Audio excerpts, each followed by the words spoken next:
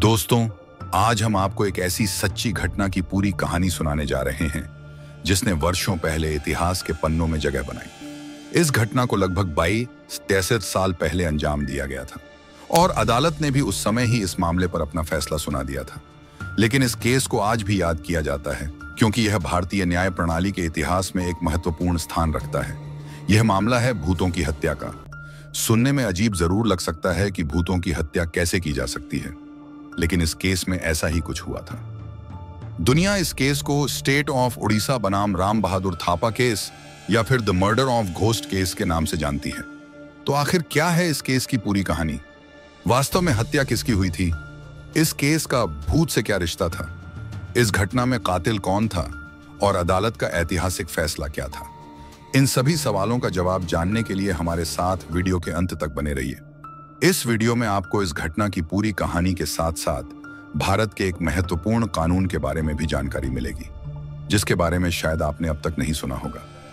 इस कानून और इस केस का गहरा संबंध है जिसे हम आगे जानेंगे। लेकिन उससे पहले अगर आपने अभी तक हमारे चैनल क्राइम की कहानी को सब्सक्राइब नहीं किया है, कर लीजिए और लेटेस्ट वीडियो की जानकारी के लिए बेल आइकॉन जरूर दबाएं।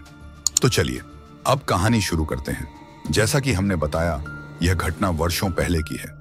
अगर तथ्यों पर नजर डालें तो यह घटना 1958 के मई महीने की है और पूरी कहानी उड़ीसा के बालासुर जिले के रसगोविंदपुर गांव की है। इसी गांव के पास एक पुराना एरोड्रम हुआ करता था। आसान भाषा में समझें तो यह एक छोटा हवाई अड्डा था जिसका कभी डिफेंस डिपार्टमेंट द्वारा बड़े पैमाने पर उपयोग किया जाता था। लेकिन समय के साथ इस हवाई अड्डे को बंद कर दिया गया और वहां रखा कीमती सामान कबाड़ में बदल गया। सामानों की सुरक्षा के लिए डिफेंस डिपार्टमेंट ने वहां 2 चौकीदारों को तैनात किया था, जिनके नाम थे दिवाकर और गोविंद।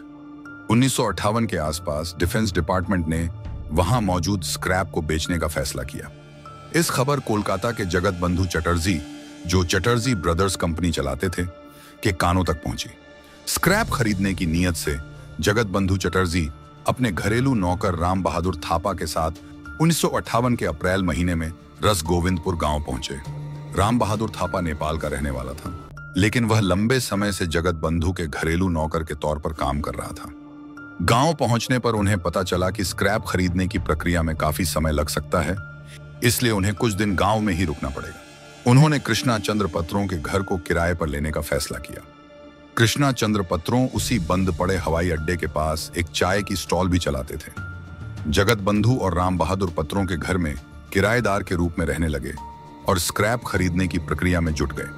उस इलाके में बड़ी संख्या में संथाल और मांझी जनजाति के लोग रहते थे। इस इलाके में एक गांव से दूसरे गांव को जोड़ने वाले ज्यादातर रास्ते उस बंद पड़े हवाई अड्डे से होकर ही गुजरते थे। दिन के समय तो लोग आराम से इन रास्तों का इस्तेमाल करते थे, लेकिन रात होते ही पूरा इलाका वीरान हो जाता था।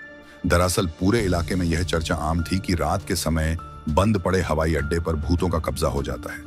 इसी कारण कोई भी व्यक्ति रात के समय हवाई अड्डे के आसपास से गुजरने की हिम्मत नहीं करता था।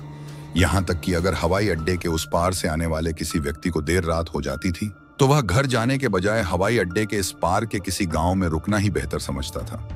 हम आपको इस इलाके की भूतों की कहानी डराने के लिए नहीं बता रहे हैं, बल्कि इसलिए कि आप आगे की कहानी को आसानी से समझ सकें। तारीख थी 20 मई 1958, रात के 9 बज रहे थे। जगत बंधु चटर्जी और उनका नौकर राम बहादुर थापा इस समय अपने मकान मालिक कृष्णा चंद्र पत्रों की चाय की दुकान पर बैठे हुए थे। तभी वहां चंद्रमाझी नाम का एक व्यक्ति आता है। चंद्रमाझी पास के ही तिलकुंडी गांव का निवासी था, जो हवाई अड्डे के उस पार स्थित था। रात के 9 बज चुके थे और तिलकुंडी गांव जाने का रास्ता एयरपोर्ट से होकर ही गुजरता था।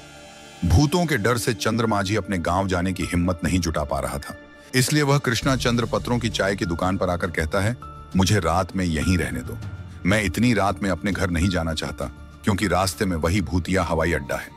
जगत बंधु चटर्जी और उनका नौकर राम बहादुर थापा भी इस इलाके के भूतों की कहानियां थोड़ी बहुत सुन चुके थे।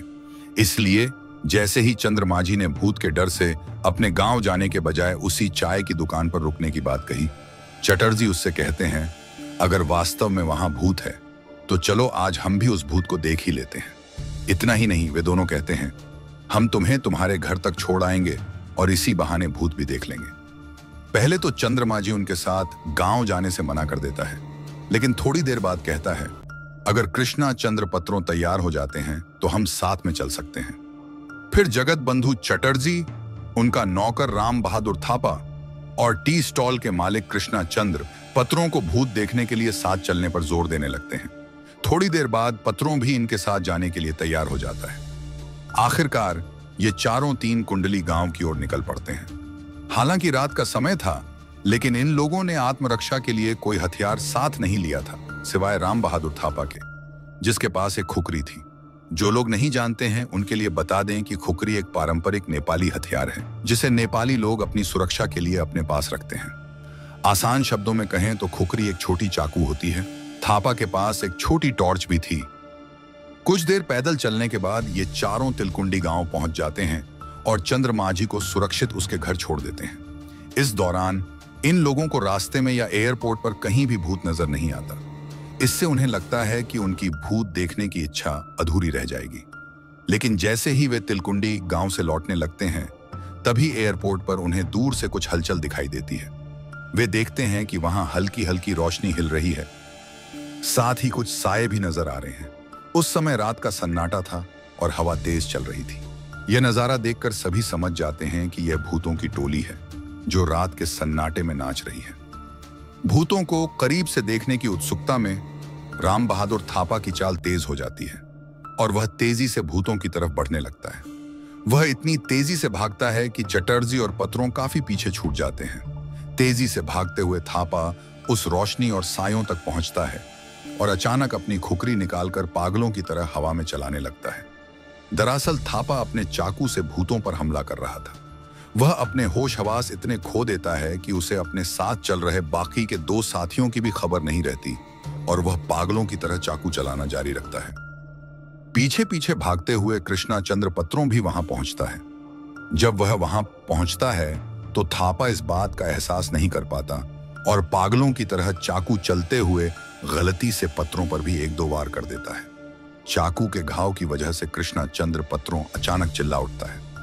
पत्रों की चिल्लाहट के बीच भी राम बहादुर थापा अपने पागलपन में डूबा रहा, बिना रुके। इस बीच भागते हुए चटर्जी भी वहां पहुंच जाते हैं।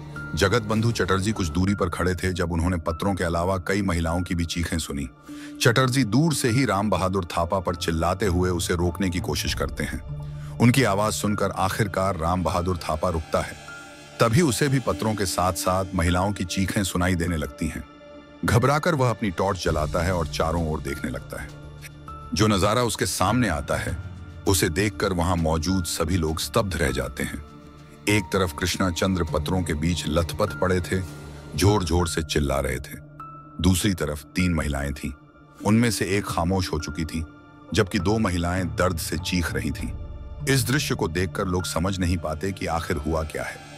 अभी तो उन्होंने भूतों पर हमला किया था, फिर ये महिलाएं यहां कैसे आ गईं? कुछ ही देर की बातचीत के बाद सच्चाई सामने आती है। ये महिलाएं भूत नहीं, बल्कि पास के गांव की माझी समुदाय की थीं। राम बहादुर थापा ने जिन्हें भूत समझकर हमला किया था, वे असल में इंसान थीं।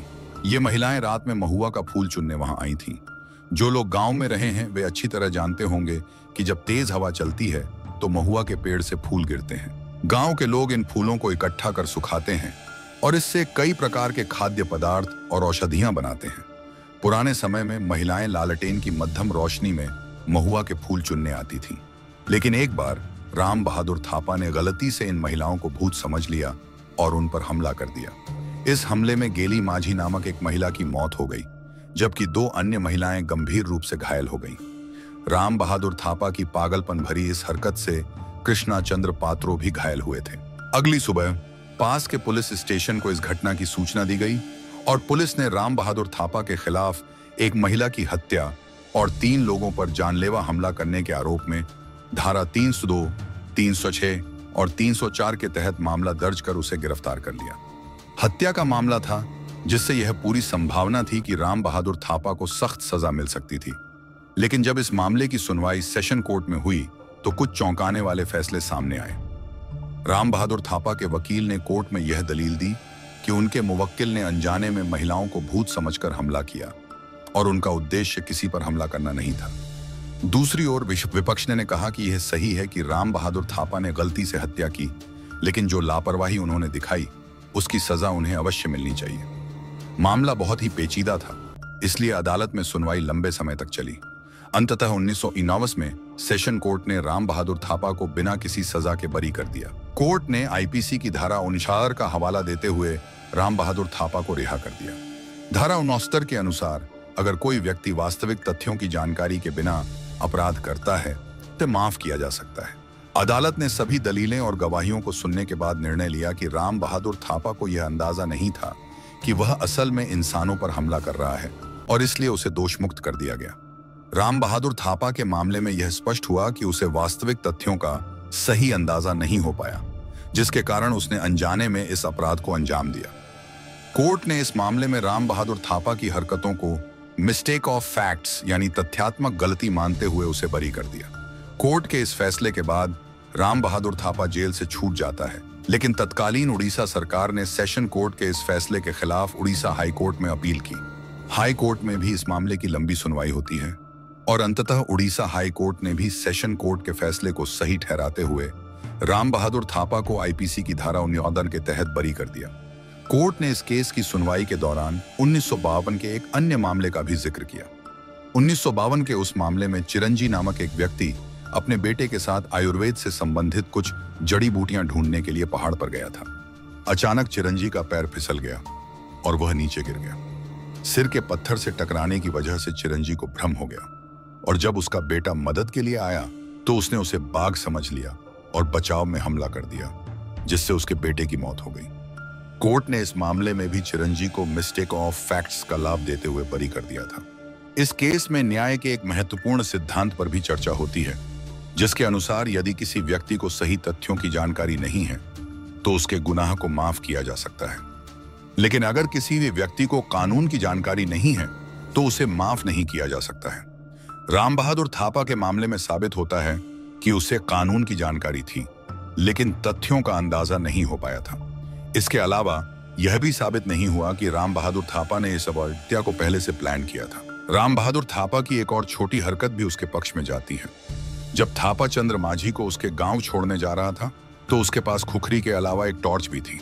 हाई कोर्ट की सुनवाई के दौरान गवाहों ने बताया कि जब थापा को लगा कि वहां भूत है तो उसने उस दिशा में टॉर्च जलाकर देखने की भी कोशिश नहीं की। इस पर हाई कोर्ट ने टिप्पणी की कि जब थापा ने भूत शब्द सुना तो उसके दिमाग में कोई और विचार नहीं आया। अगर उसे कोई अन्य संदेह होता तो वह टॉर्च जलाकर उस ओर देखता।